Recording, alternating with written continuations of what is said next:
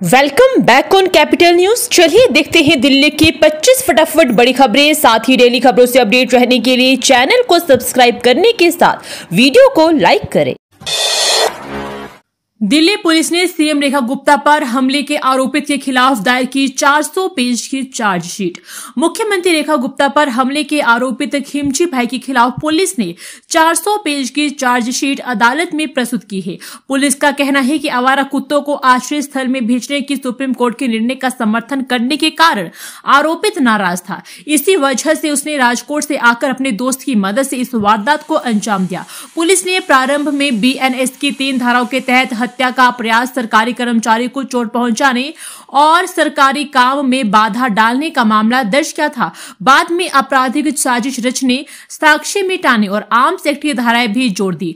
गत 20 अगस्त को मुख्यमंत्री के सिविल लाइन स्थित कैंप कार्यालय में जनसुनवाई चल रही थी।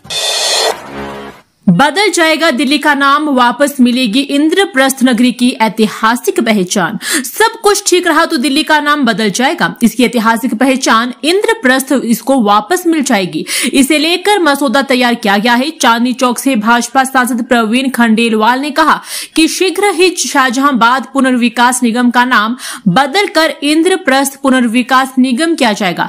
इसी तरह आने वाले समय में हम दिल्ली सरकार नहीं बल्कि इंद्रप्रस्थ सरकार सुनेंगे, यही हमारा लक्ष्य है। कॉन्स्टिट्यूशन क्लब में आयोजित ऐतिहासिक सभा में प्राचीन इंद्रप्रस्थ के गौरव को पुनः प्रतिष्ठित करने का संकल्प दोहराया गया। यह आयोजन इंद्रप्रस्थ योगक्षेम न्यास के तत्वाधान में संपन्न हुआ, जिसमें दिल्ली के सांस्कृतिक, ऐतिहासिक और सामाजिक पुनर्जागरण को लेकर कई महत्वपूर्ण प्रस्ताव पारित किए गए। दीपावली पर भी हड़ताल पर रहेंगे एमसीडी के डीवीसी कर्मचारी। दीपावली पर भी एमसीडी के कर्मचारियों की हड़ताल जारी रहेगी। इस दौरान कर्मचारी धरना स्थल पर निगम मुख्यालय के बाहर ही दीपक जलाएंगे। कर्मचारियों का कहना है कि उनकी मांगे पूरी नहीं हुई है।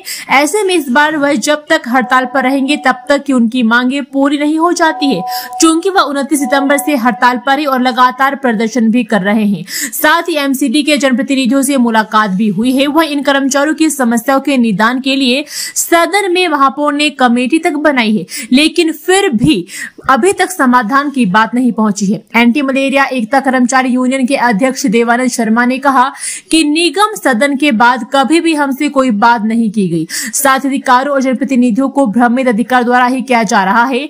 हमारा डाटा भी गलत भेजा जा रहा है। उन्होंने कहा हमारी मांगे पूरी करने के लिए जरूरी फंड को लेकर भी भ्रमित किया जा रहा है, जबकि कर्मचारियों को सम्मान वेतन देने के लिए मात्र 40 करोड़ रुपए सालाना चाहिए, क्योंकि किसी कर्मचारी को 12,000 तो किसी को 20,000 का वेतन मिल रहा है।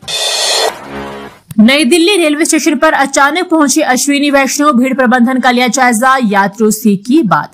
रेल मंत्री अश्विनी वैष्णव शनिवार रात नई दिल्ली रेलवे स्टेशन पहुंचकर भीड़ प्रबंधन और यात्री सुविधाओं का निरीक्षण किया।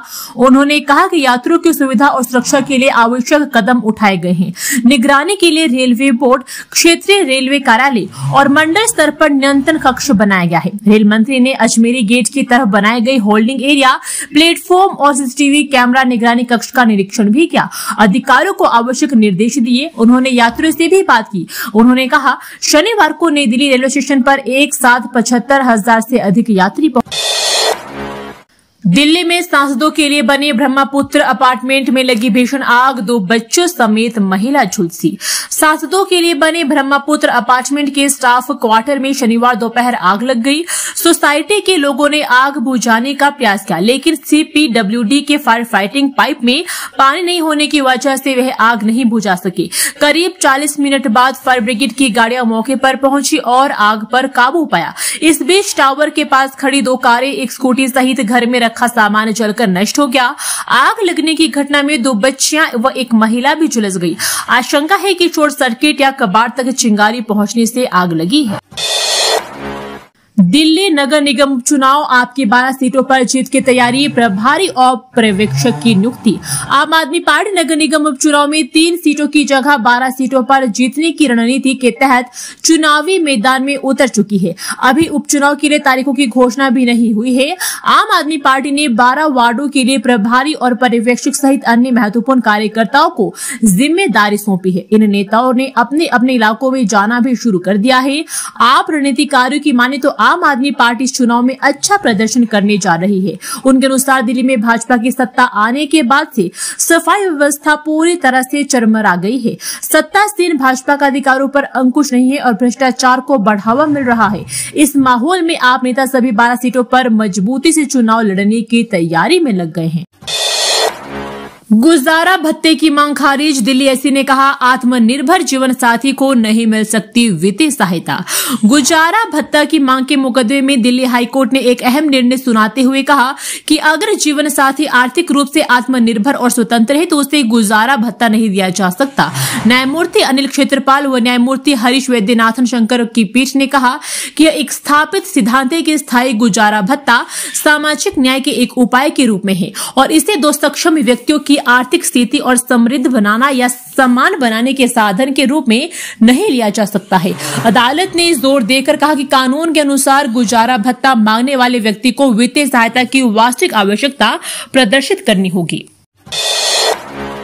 डीटीसी के बस ड्राइवर को अब कड़ी परीक्षा से गुजरना होगा, यात्रा सुरक्षित बनाना है उद्देश्य।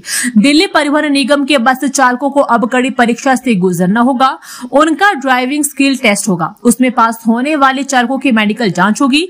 इसके बाद उन्हें बस चलाने की अनुमति मिलेगी। डीटीसी ने यह कदम बसों में सुरक्षित यात्रा सुनिश्चित करने के लिए उठाया है। स्किल टेस्ट डीटीसी के स्थायी चालकों के साथ ही निजी बस ऑपरेटर